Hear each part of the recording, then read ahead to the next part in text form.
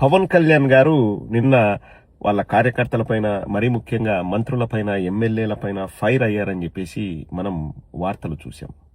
అలాగే 400 రూపాయలకు ఒక కేజీ నువ్వుల నూనె రాదు, నెయ్యి ఎలా వస్తుందని కూడా పవన్ కళ్యాణ్ గారు చెప్పినట్లు విన్నాం. ఇంకా పవన్ కళ్యాణ్ గారు మీరు ఎన్ని ప్రయత్నాలు చేసినా దొరికిపోయారు. అక్కడ జంతు కొవ్వు లేదు. అసలు మీరు ఆడింది అంత డ్రామా అన్నది ప్రజలకు తెలిసిపోయింది. ఎందుకంటే ఫిబ్రవరి 2019లో 291 రూపాయలు ఒక కిలోకి మీరు సప్లై చేయండి అని చెప్పేసి బోలేబాబా వాళ్లకు టెండర్ కట్టబెట్టిందే చంద్రబాబు నాయుడు గారి ప్రభుత్వం. సో ఇంకా మీరు ఎన్ని డ్రామాలు ఆడినా ప్రజలకు వాస్తవాలు తెలిసిపోయినాయి. కానీ ఇక్కడ ఒక విలువైన సూచన మీకు తప్పించుకునే మార్గం ఉంది. మీకు ఈ విషయంలో నాకు సంబంధం లేదని చెప్పే అవకాశం మీకుంది. మీరు ఒక్కటే చేయండి.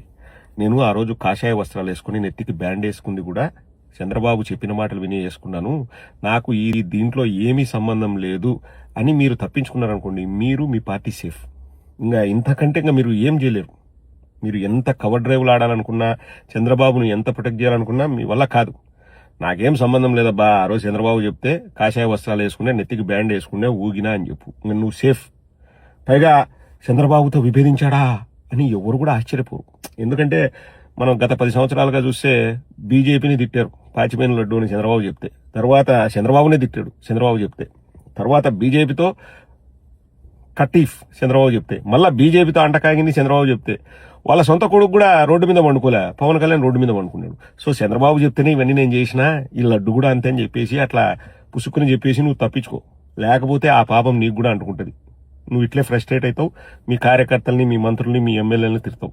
అసలే మనకు ఇంకా వేరే కేసులు కూడా ఉన్నాయి, అరవ శ్రీధరు అది ఇదని. ఎందుకు దీంట్లో నువ్వు ఇరుక్కుంటావు? ఇంతకంటే బెస్ట్ ఆప్షన్ లేదు. నాకు సంబంధం లేదు, నేను డ్రామా అన్నా, చంద్రబాబు చెప్తే అన్నా అని చెప్పు, అంతకంటే తిరుగులేదు.